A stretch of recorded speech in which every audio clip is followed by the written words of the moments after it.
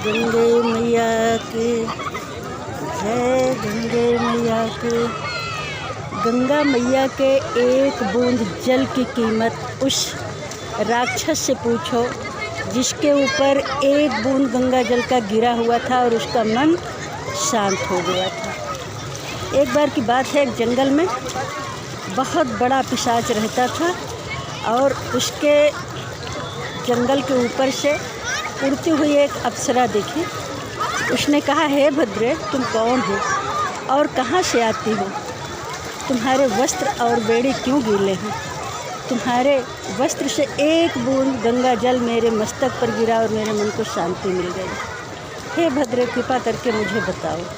वो कंचन मालिनी नाम करके अप्सरा थी जो राक्षस के पास आई और बोली कि हे राक्षस, मैं कलिंग देश की राजा की वेश्या थी और रूप और लावण्य से मैं उस नगर में शिरोमणि थी।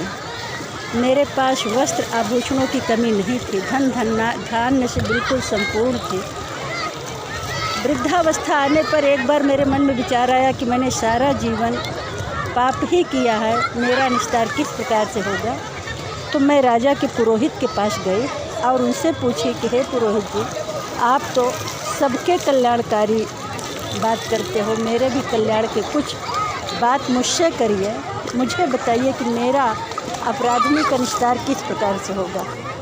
उन्होंने प्रयागराज में गंगा यमुना के संगम में स्नान को भली भांति वर्णन किया और कहा, हे भद्रे, तुम मन से भी अशुभ क्रिया मत करना, तभी तुम्हारा कल्याण हो जाएगा।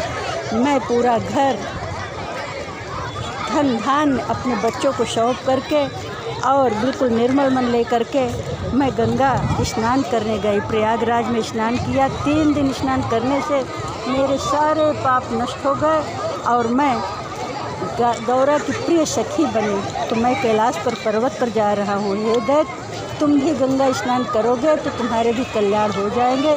इस तरह कह करके वो कंचन मालिनी अपने हाथ में गंगा जल का कपड़े निचोड़ करके गंगा जल उस राक्षस के सिर पर छिड़क दिया और उसका प्रेतत्व, उसका पिशाचपन दूर हो गया और उसे दिव्य विमान आया जो कि बैठ करके उस स्वर्ग को गया। तो इस तरह गंगा जी की कहानी, एक बूंद गंगा जल की कितनी महिमा है, ये उन्हीं से पूछे जिनको भली भांत इनके बारे में पता है। तो फ्रेंड्स, आज 7वीं का दिन है और मैं गंगा स्नान करी हूँ और बहुत सुंदर यहाँ का दृश्य देखिए। तो चारों तरफ रौनक ही रौनक। ये गंगा माँ का ही प्रभाव है। कितने बेरोजगारों को रोज़गार मिला हुआ है और कितने लोगों को काम मिला हुआ है, कितने भाईचारे यहाँ इकट्ठे हुए हैं। देखिए कितना सुंदर लग रहा है ये अपना प्रयागराज। बोलिए गंगा मैया की जय हो।